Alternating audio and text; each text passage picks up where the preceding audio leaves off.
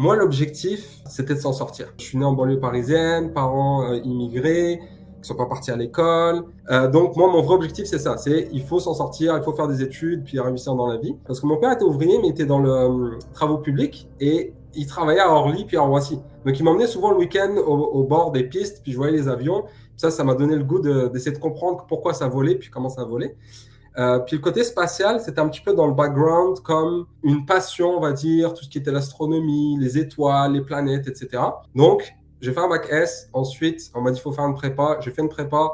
J'ai détesté la prépa. Donc, j'ai fait un DUT. Ça s'est très bien passé. J'ai fini comme major de promo. Ensuite, j'ai pu intégrer l'UTC que je ne connaissais pas avant d'arriver au DUT. Je suis rentré en troisième année. J'ai fait génie mécanique. À l'époque, on m'avait expliqué, on parlait avec un prof, que les matériaux, c'était tendance. Donc, j'ai testé avec un stage dans le domaine des matériaux que j'ai pas aimé du tout. La deuxième chose que j'ai faite, le deuxième stage, c'était de le faire dans l'autre chose qui m'intéressait, qui était l'acoustique et les vibrations.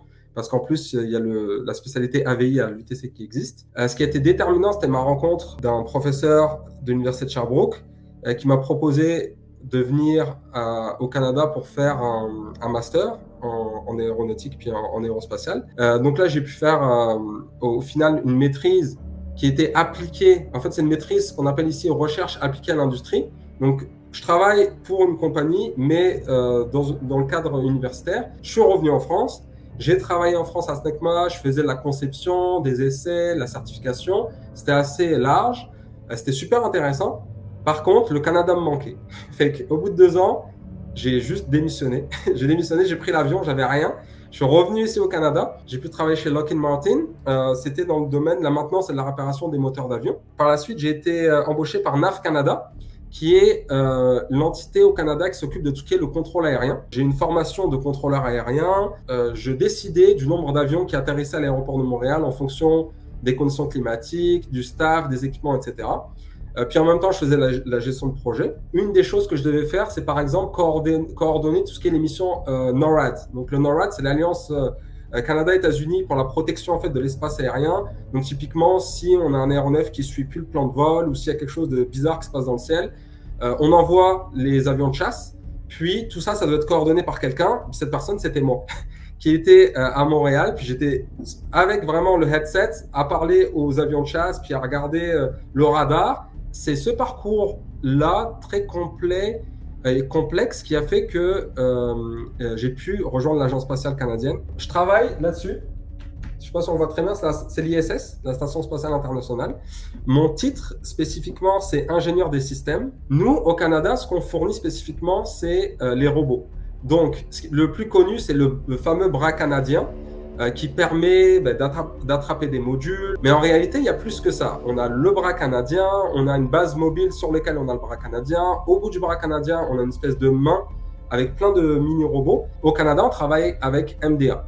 Donc nous, l'agence spatiale, on est comme le client. On fait le pont avec les autres agences spatiales. Puis MDA, on leur demande de faire différentes choses. Donc moi, en tant qu'ingénieur système, je fais beaucoup de pilotage de projet avec MDA. Puis je fais le pont avec les autres agences spatiales, la NASA, les Européens, les Japonais. En tant qu'ingénieur système, je dois être connaissant des différentes problématiques au niveau technique, thermique, mécanique, software, robotique et ainsi de suite, mais sans pour autant être l'expert technique. Et avec MDA, nous, on travaille à s'assurer que toutes les parties sont fonctionnelles à 100% tout le temps. Puis la deuxième partie de mon travail, c'est plutôt tout ce qui est non planifié.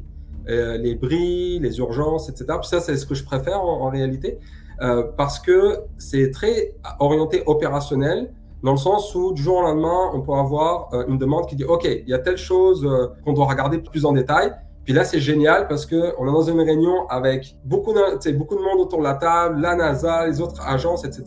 Puis c'est vraiment en mode brainstorming. Et l'objectif de tout ça, c'est vraiment de travailler en équipe pour que ça fonctionne en bout de ligne.